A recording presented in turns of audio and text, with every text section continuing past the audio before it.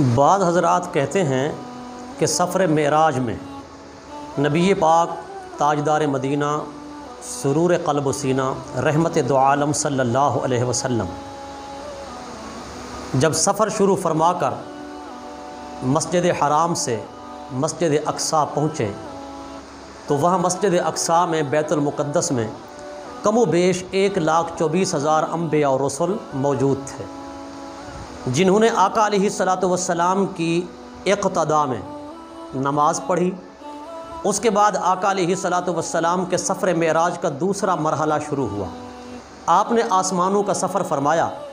جب آپ پہلے آسمان پر پہنچے تو حضرت آدم صفی اللہ کی ملاقات ہوئی،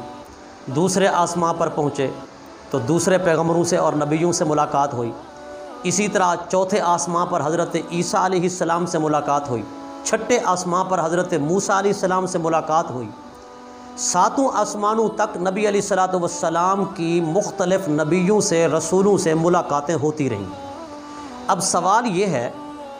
کہ نبی کریم صلی اللہ علیہ وسلم مسجد اقصیٰ میں تھے، سب انبیاء اور رسول وہاں پر موجود تھے۔ جب حضور آسمانوں پر تشریف لے گئے تو دیگر انبیاء علیہم الصلاۃ والسلام آپ سے پہلے آسمانوں میں جلوہ گر تھے۔ اس سے ثابت ہوتا ہے کہ نبیوں کا مقام، نبیوں کی نبوت کی رفتار، قوت اور طاقت آقا علیہ الصلاۃ والسلام سے کہیں زیادہ تھی، کہ کریم آقا صلی اللہ علیہ وسلم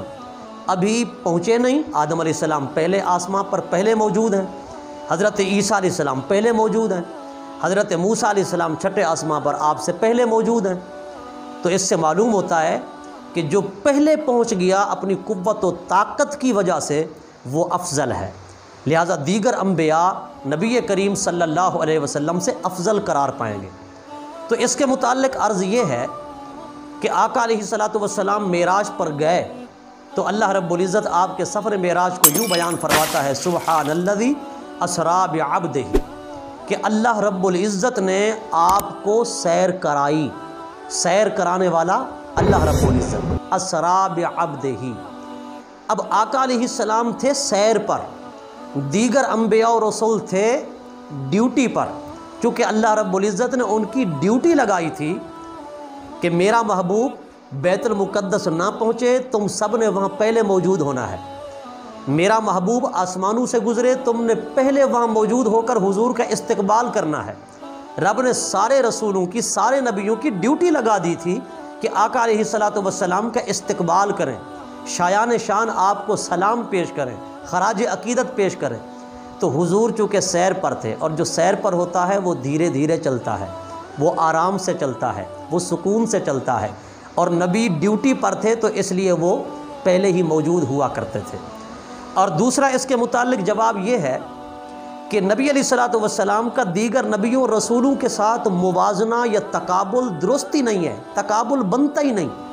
چونکہ حضور اپنی نبوت و طاقت کی رفتار سے نہیں گئے، اپنی نبوت و رسالت کے جو طاقت ہے، قوت ہے، اس کے بلبوتے پر آپ نے سفر نہیں فرمایا یا سیر نہیں فرمائی، بلکہ آقا علیہ الصلاۃ والسلام تو براق پر سوار تھے۔ ایک طرف نبی اور رسول اور دوسری طرف براق، ان کا آپس میں تقابل بنتا ہی نہیں، موازنہ بنتا ہی نہیں۔ اس کو سرے سے تقابل دینا یہ حماقت اور بے وقوفی ہے۔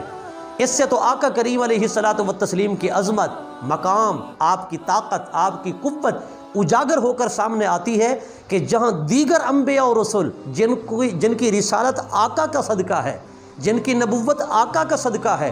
وہ اگر اس قدر قوت و طاقت رکھتے ہیں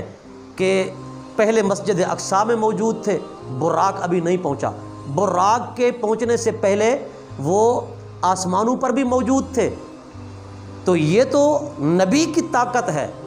جس کی رسالت و نبوت حضور کا صدقہ ہے، تو یہ تو ان کی طاقت ہے جو مقتدی ہیں، جنہوں نے پیچھے کھڑے ہو کر نماز ادا کی۔ تو آقا علیہ الصلاۃ والسلام تو مقتدیٰ ہیں، پیشوا ہیں، افضل الانبیاء ہیں، افضل الرسل ہیں۔ جب نبیوں کی نبوت والی قوت و طاقت کا یہ عالم ہے تو پھر آقا کریم علیہ الصلاۃ والتسلیم کی قوت و طاقت کا عالم کیا ہوگا؟ اسی لیے فرما، آنکھ والا تیرے جوبن کا تماشا دیکھے، دیدہ کور کو کیا آئے نظر کیا دیکھے۔